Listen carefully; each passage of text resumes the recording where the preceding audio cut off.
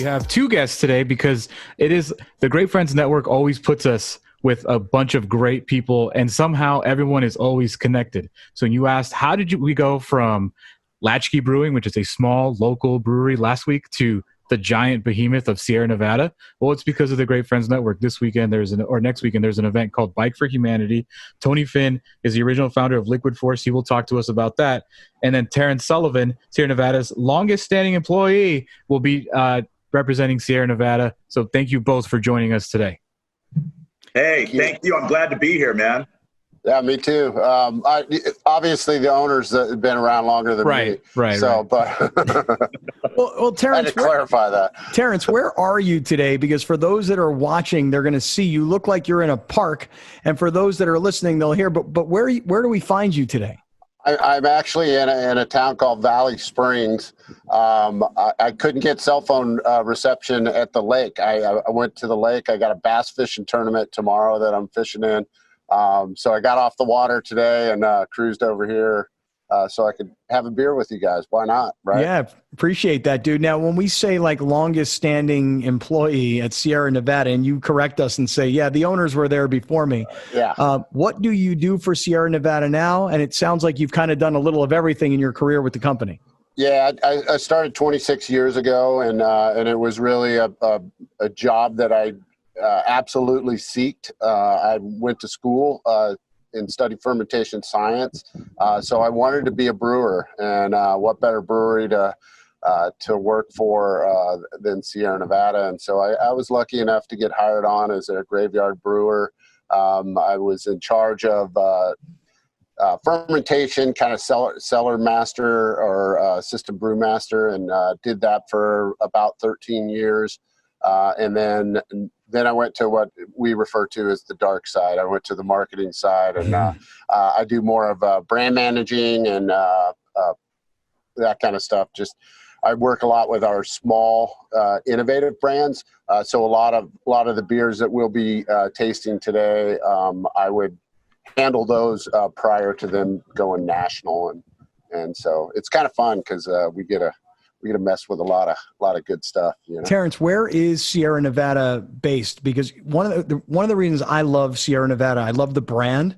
I'm a huge fan of Mammoth Mountain. I love to go skiing up in Mammoth. Those when you're up on the top of Mammoth, you're looking around. Those are the Sierra Nevadas, right? Yeah. And so when you go to a bar at Mammoth, you got lots of beer choices. But I'm always like, we're in the middle of the Sierra Nevadas. I want to drink a Sierra Nevada. So where are you guys home based? So we're in Chico, California, actually, which is about 3 hours north of San Francisco. We also have we built another brewery in 2014 over on the East Coast to kind of help with just transportation costs and things of that nature.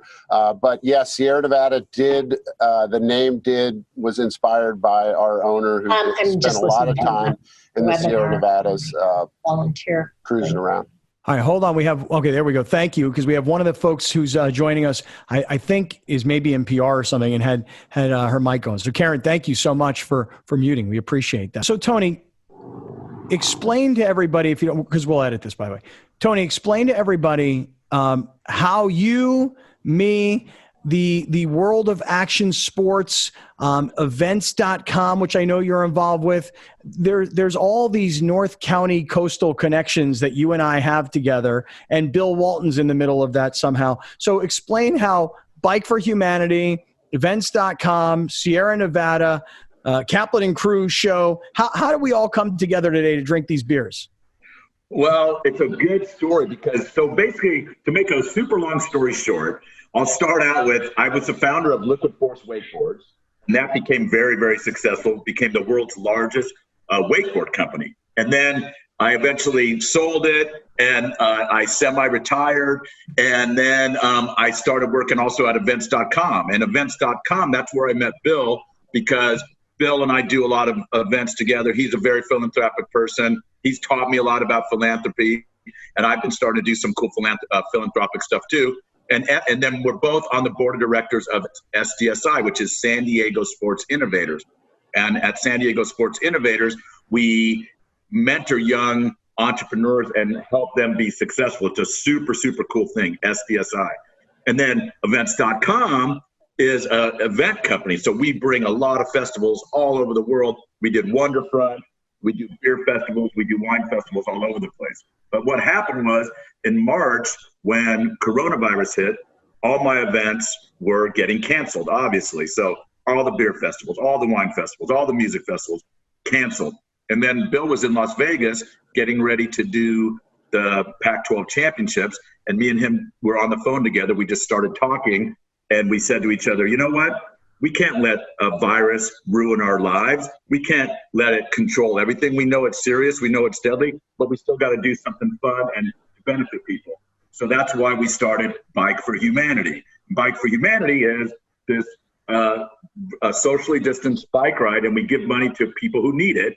And Sierra Nevada heard about it, and they called us and said, hey, how can we be involved? And that's how come I'm sitting here drinking. Yeah, that's why we're sitting here drinking these beers. Cheers, everybody. Cheers to you guys. Cheers to you. Hey, Terrence, let me go back to Terrence, who's with Sierra Nevada. Terrence, what we do on Beer Fridays is we get to taste and sample, smell, hear about what the brewer thinks. I'm a complete novice when it comes to beer. I've learned over the last couple of months, I'm a lager kind of drinker. I don't like big, heavy, hazy IPAs. It's just not what I like to drink. But if you could start us off, what is Wild Little Thing? When I opened it, I didn't know what I was going to get, but when I poured it, a slightly sour ale. Browner, have you tried this? Alex, have you tried it? It's very reddish, like I don't know what to compare it to exactly. Yeah, it's a take on what's called a Goza style beer, where they actually incorporate a little bit of lactic acid fermentation, so it imparts kind of just slight little crisp sourness to the beer. But we wanted to infuse some flavors in this to accentuate that. So we have a guava and strawberry, and then hibiscus. So the red color is coming from the hibiscus. And what we found with this beer is you add that hibiscus during the fermentation process when it's cool, not whenever you're actually boiling the wort to make the beer, because it can add some little harshness to the beer. So this is a super easy drinking, really kind of crisp beer. I love the flavors of it. The strawberry is definitely in the mouthfeel of it and the taste of it, and the aroma of it is just very inviting, in my opinion. Alex, what do you think, Alex? You guys Alex, about hold on. It's like, wait, hold on. I never would have bought it because I wouldn't like a sour ale. I know, me too. Love it, man. I'm stoked on this beer. Alex, tell me what you think. Alex is our kind of more of our local in-house beer expert. So, Alex, compared to the three of us, right? Yeah, what do you think about this slightly sour ale? I like all the strawberry flavor. I'm always honest as I possibly can. I do not like sours. There's a lot of sours, but this is different because this is a slightly sour ale, so it's not super overpowering. And to me, totally drinkable. I could easily crush this 12 ounces of this right now. It's very good. Browner, what do you think? Because you're kind of a fruity drinker when it comes to this kind of stuff. Like, you like daiquiris and strawberry stuff and sweet stuff. What do you think, Brown? I drink like a lady. It's okay to say. This is good. I like it. The sourness, when you crack it open, you smell the sourness, but the sourness doesn't overtake the taste of the actual beer. And that is important to me because I don't necessarily like the quote-unquote taste of beer. I like it when it's infused with something, and I like this. This is good. Yeah, I like it too. And it's Terrence, to your point, the word you used was crispy. Yeah. It's cold, it's crispy, there's a fruitiness, and the word sour would scare me off like a little bit, but it's not really, really sour, you know? Right, and that's mainly why we called it slightly sour. But it has that kind of sweetness on the back end of it too that really kind of complements that sweet and sour. All right, let's keep going here. We're trying Sierra Nevada beers. It's Beer Friday, presented by 7 Mile Casino here today on Kaplan and Crew. Alex, you got 4 beers in front of you. You got the Dankful IPA, you got the Hazy Little Thing IPA, and you've got the really traditional, pale ale from Sierra Nevada. Let's talk about the Dankful IPA, because it has a correlation with Bike for Humanity next weekend. By the way, Tony's going to have to tell me how I can get involved in Bike for Humanity. Now that I've recovered, you got to ride your bike. You got to come out with us. We stay socially distant. Ride our bike, and we donate money. Listen, this ride we're doing on Halloween is benefiting all the fire victims in Oregon and in California. So it's for a super important cause.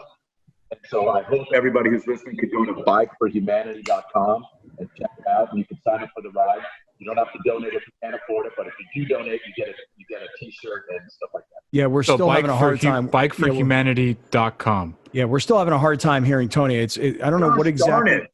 Yeah, I know. Was it better before, Alex, or not? It's good now. Yeah, now it's good. Okay, so you want me to do it again? Yeah, say it again. Couldn't hear you. Okay. What was the question? How does Scott get involved with Bike for Humanity? Oh, yeah. Yeah, tell everybody. Sorry.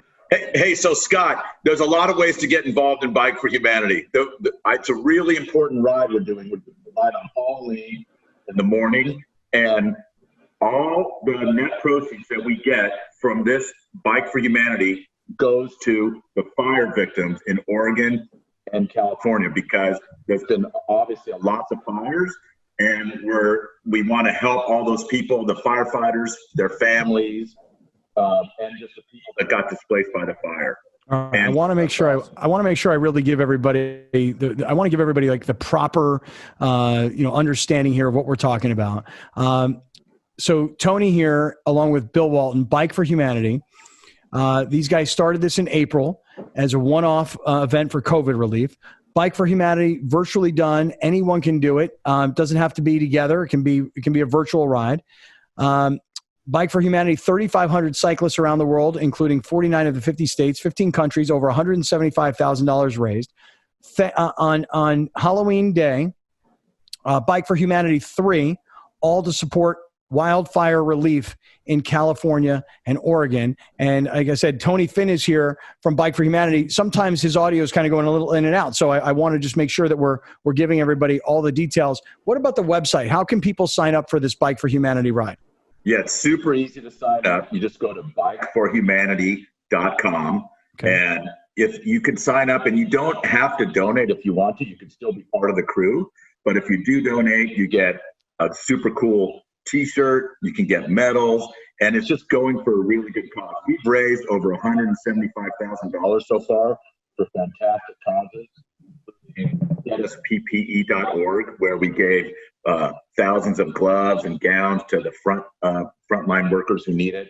We've given away over 1,000 bikes through Free Bikes for Kids, and this time it's for fire victims. So we really encourage a lot of people to get out there and ride their bikes and have fun and spread joy and drink beer. Not when you're on your bike, when you're done. Drink some Sierra Nevada. And you could drink a can. You could drink a little 12-ounce while you ride. That ain't gonna do nothing to you. Or you could put a beer in your bottle, while you're riding. Hey, Terrence, tell us about the Dankful IPA, because Alex made mention of the fact that this beer is somehow affiliated with Ride for Humanity. So tell us more about this. Yeah, I will say though that in Chico there's some bikes that they have the little cup holder just right in the center of it, so you can put your beer right in there when you're riding. Damn, but, there we go. So Dankful, which is a classic West Coast IPA style. We decided kind of, same thing when COVID hit. We've always kind of given money where we feel like it's comfortable for us and people that need it. You might remember a couple years ago when we had those terrible fires up in Paradise, which is up on the hill above Chico. We asked brewers across the world, really. We had 4,000 breweries that participated, making a beer called Resilience. And we donated all that money to the fire victims from the campfire up in Northern California. And so we've always kind of been part of the community and wanting to give back a little bit. And so we came up with the idea to make Dankful as a campaign to donate over the course of a year. This will be a year-round beer. Each year, donating $1 million to different nonprofits. And the first one that we picked was World Central Kitchen. So we're giving $250,000 to World Central Kitchen to help feed people that are in need and that kind of stuff. So Bike for Humanity was a natural for us to get involved. I could tell a story of the owner of Sierra Nevada Brewing Company, Ken Grossman. The reason he ended up in Chico was he was going with a friend who had gotten accepted to Chico State, and all he brought was his bicycle with him, and then rode around the countryside in Chico, and he fell in love with the area. Decided he was going to live there, move there, so he calls his mom in Southern California and tells her, I'm moving to Chico. And she said, well, then you need to come get all your stuff. And he said, okay. And he got on his bike and he rode his bike all the way to Southern California, hitchhike here and there. But he rode his bike all the way down to Southern California and then moved up to Chico, where he opened up a home brew shop, and rest is history. So, Terrence, when you have so many people in need and so many different charities that you could be giving to, how do you guys choose which one you actually choose to work with? It is a consensus. We kind of get together and throw out some ideas, and ones that make us feel good and that are for a good cause. There's no science behind it. It's just kind of it's doing good for everybody. How many people? Yeah, so World Central Kitchen, how we got involved with that was, a lot of times they actually were involved when the campfire hit back in 2018, and they reached out to the Chico community, and we were one of, we have a restaurant at the brewery. And so we put on a Thanksgiving dinner, and they did that around town. And so I don't know if you know, it's run by Jose Andres, and famous chef. And it was pretty funny because I really hadn't heard of him and didn't know who he was. And all of a sudden this guy is like grabbing my shoulder, and he's like, I'm at a brewery and I can't drink any beer, because we shut down the beer because we really wanted to focus on feeding people. And we didn't want people just to show up to our place and just get drunk on hammered. Thanksgiving. Yeah, right. So we decided we weren't going to serve any beer. And he's like, this isn't right. I'm at a brewery and I can't drink any beer. And I look over at one of our plant managers, and he kind of winked at me and he goes, go get a beer with him. And so we went upstairs, and him and I drank a couple beers, and I'm like, who are you? So it was pretty funny, although the first time I met Bill Walton, I didn't go, who are you? Because I told you I was going to tell this story. He sat down next to me at a Grateful Dead concert back in 1987. And so at least he wasn't sitting in front of me, because I wouldn't have been able to see the show. But, right on. Anyway, so Terrence, so this Dankful IPA. So Browner, I'm going to be curious to hear what you say about it. So I'm not the big heavy IPA drinker, but this one, it drinks easier for me. I know that may sound a little weird, because I'm not trying to talk the beer drinking language per se, but it's tasty and it doesn't feel big and heavy. What do you think, Alex? What do you think about this dank IPA? I'm almost done with it. And I never finish a beer on the show because we got 2 more to go. I'm almost done with this. I've never had this. The other beer that you made for charity, I actually went out and looked for it and sought it. Same thing with this one. If I could find this one, I would buy this one. I would drink this one. This is right up my alley. I love tasting hops. I love the way this tastes. I love the way this smells. I actually just text my boys as you guys were talking. It's like, we got to find this beer because this is good. Yeah, nice. Dankful IPA. This is great. I mean, I just like to say, I don't usually like a really hoppy beer either, but this one, I love it. Yeah. So Browner, Killing it. what do you think, Browner? I like the other one better, just because I had more fun with it while I was drinking it. This seems very beery. Yeah, it does. Yeah, it does. Hey, can I tell Terrence a story? Because I think like a lot of kids in college, and I'm going to move us along to the next 2 beers. You don't have a lot of money to go out and buy your booze. You're going to buy your Natty Light, your Coors Light, your Bud, whatever, because you're just going to – there's a point to it, right? You get a plastic bottle of Popov, you get your 30 rack, and you're on your way. When I got a job and I turned 21, I got real money. This was the first beer that I bought legally with like my money.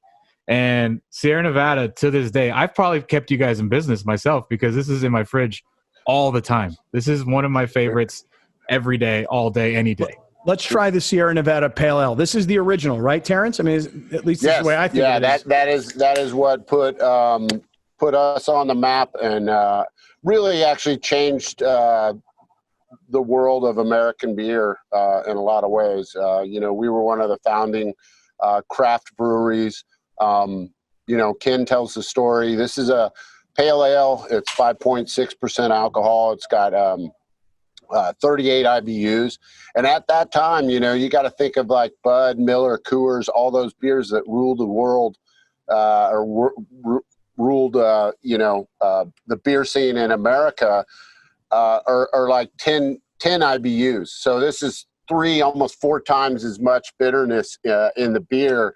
And really, Ken always talks about how when he was first trying to sell this beer, it was difficult. He always said that 9 people hated it, but that one person in 10 really loved it, and they kept coming back to it. And in a lot of ways, it changed the landscape of American beer. So Browner, Pale Ale. Again, I'm a lager, lighter kind of drinker, and I just tried the Dankful, and that was really good. But Alex, like you said, this is the original. This is the original Sierra Nevada Pale Ale, and this to me has a lightness to it, but has a taste to it that for someone who's a drinker like me, this is the kind of pale ale I can drink right here. Yeah, you should be getting some like the Cascade hops. It adds a lot of like kind of pine citrus notes to it. So. Hey, I got a sad story, you guys. Well, if we could hear you, it would be great to hear this story. But considering we can't hear a word you're saying. Are you serious, Alex? Is it that bad? Now it's good. Every time you ask if it's bad, it gets really great. Don't Let me lean just do it right now while I have a chance. While the audio is good. Just don't lean in. Stay where you're at. I'm right where I will not move. But the sad story is, the Sierra Nevada guys and me are really good friends, so they give me a lot of free beer, which is amazing because I love Sierra Nevada and I used to buy it all the time, but now I get it for free. So I'm so thankful for all the Sierra Nevada guys. But I'm out of pale ale. I don't have any. So I'm sad. So I can't really taste it, but I'm just tasting it from my memory. And my memory tells me it's really super good. But right now I'm drinking the hazy little thing IPA because the other ones are already drank already. So I apologize that I can't taste it, but I love Sierra Nevada so much. I drank all the beer. So let's try this last one, Alex. The lazy little thing IPA. Oh, hazy. Yeah, this is the hazy little thing. This is epic beer, man. Terrence, where'd I put mine? Oh, I got to find mine. Terrence, you guys do a great job, man. Hey, thank you, Kaplan. I know. Can I come on the show more often and just drink beer if I want? If I get dude, I'll tell you right now. If you get your microphone fixed, you come on the show whenever you want. You come to my house if you want to. I don't care. It's all good. By the way. Here's one other thing. I'm a lightweight drinker, Terrence. You drunk already? So I've had like one sip of each beer and I'm wasted, just so you know. All right, nice. Let's talk about the hazy little thing IPA, Grande. Oh, me? Oh, yeah. So I was going to tell Terrence, I feel like I'm like just totally jocking you guys, but I swear to you that this is like the new Sierra Nevada that's always in my fridge. And all my boys back at home in Oxnard, California, everyone is always taking pictures of this beer. This is newish, not new, but newish. And I feel like it's on the shelf all the time from Sierra Nevada. This one, Torpedo and Pale Ale. This right here. Looks like you've got a mini can right there when you're holding it. Look at him. Look at him. He's a beast. He's a monster, this guy, when he drinks these cans of beers. Terrence, tell us about the hazy little thing IPA. So hazy little thing is kind of our take on a East Coast IPA. It might not be as hazy as what an East Coast IPA is. But it's a new style of IPA, and the idea behind it is they have a little bit more sweetness and a lower bitterness. So compared to like Dankful, which had a higher bitterness, more West Coast style, hazy is meant to be kind of chewy, literally, on the mouthfeel. And we incorporate oats and wheat malt in that to get that kind of chewiness into the beer. And then we're using a lot of hops, kind of new world hops like Citra, Mosaic, Comet, El Dorado, and Simcoe. And all those hops kind of add this kind of tropical fruit type of note and kind of citrus notes to the beer. But the idea of having that haze in the beer really gloms onto a lot of the hop oils and aromas, and those really come out in the beer. And that's the design. I mean, that's the whole concept of an East Coast IPA is just to have that sweetness, that juiciness, that full mouthfeel. It's a great drinking beer. I always had pale ale in my fridge. I drink hazy little thing all the time. If you showed me one of these beers as a traditional brewer 10 years ago, we would all look at it and go, "No way, that's awful. It shouldn't be hazy like that." You skipped a step. Yeah, exactly. Yeah, and so let me just tell you something. We've had 4 sips of beer. My favorite is the Sierra Nevada Pale Ale. I love the Pale Ale. I'm looking at bikeforhumanity.com. There's Bill Walton, hands raised. There's Tony right next to him, hands raised. And one thing I noticed, Tony, because we got to hustle, we got to roll. Bill's got his road bike. You've got your e-bike. No, it's not an e-bike. It's an electric, but it's not an e-bike. It's just a cruiser. It's just a cruiser? Okay. I mean, the thing is I'm a cruiser, man. You know, like Bill, he'll ride from like Big Sur to frickin' San Diego for dude. And I mean, he goes huge. I'm just like, I'll start at Big Sur and I'll pull off the road like at Pismo and surf and get a beer, you know? No, dude, me and Bill have ridden from San Francisco to San Diego together 5 times. I'm telling you, man, I love riding with Bill. Really? Hey, Tony, that's awesome. Tony, thank you. Bike for Humanity, bikeforhumanity.com. Everybody can join. They can donate. They can sign up. Terrence, a pleasure to talk to you about Sierra Nevada. Cheers right to on. you. A real pleasure to talk to both of you guys on Beer Friday, presented by 7 Mile Casino. Cheers, and thank you, Scott. gentlemen. Thank you. Thanks, everybody. This was so fun. I appreciate it.